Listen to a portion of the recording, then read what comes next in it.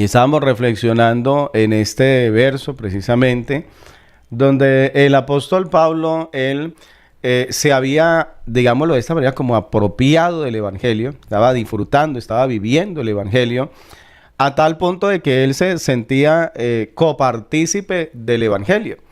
No solamente el evangelio era el mensaje, sino que él se sentía como parte del evangelio.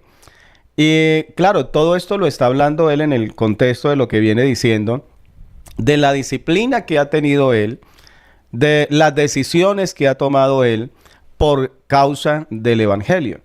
Entonces, recuerde lo que él estaba diciendo de cómo él se adaptaba a las personas, cómo él no estaba buscando a ver que los demás se adaptaran a él y se acomodaran a él, sino él acomodarse, digamos, a las personas para poder llevarles la palabra de Dios, para poder predicarles. Ahora, en el verso siguiente, viene algo muy interesante, porque dice, el verso 24 dice, no sabéis, ahora les hace una pregunta, y claro, en esta pregunta les va a dar como especie de un ejemplo, una ilustración, para llevarlos a ellos a entender por qué razón uno debe de, digámoslo, de sacrificarse.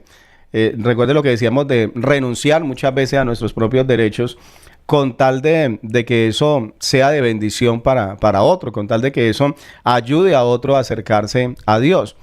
Entonces dice, ¿no sabéis que los que corren en el estadio, todos a la verdad corren, pero uno solo se lleva el premio? Y dice, corred de tal manera que lo obtengáis. Entonces el apóstol Pablo entra a usar un ejemplo de unos juegos que se practicaban precisamente en Corinto, de lo cual los creyentes de Corinto eran conocedores. Y entonces, y él toma esto como una ilustración, como un ejemplo de ese sacrificio, de esa entrega, de esa disciplina que se debe de dar por causa del evangelio. Entonces toma el caso de los juegos y lo viene para aplicarlo luego a lo que es el evangelio y lo que es nuestra vida cristiana.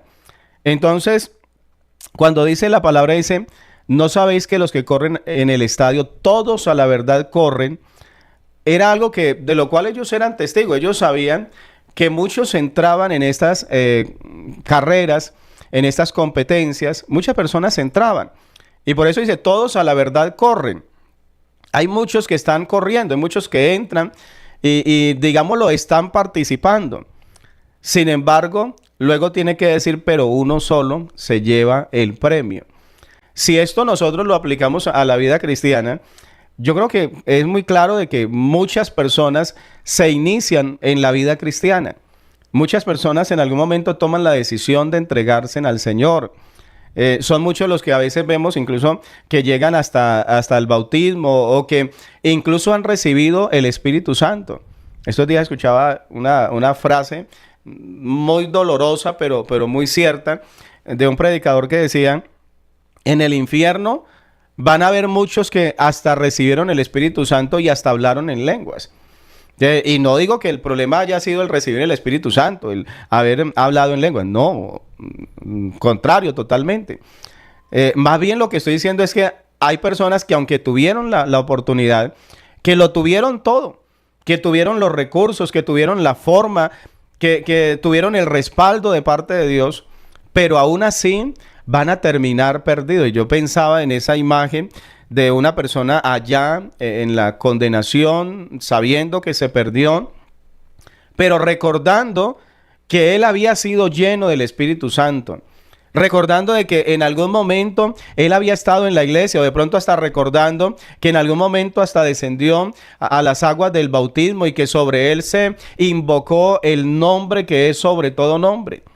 Pero a pesar de ello, la persona se perdió.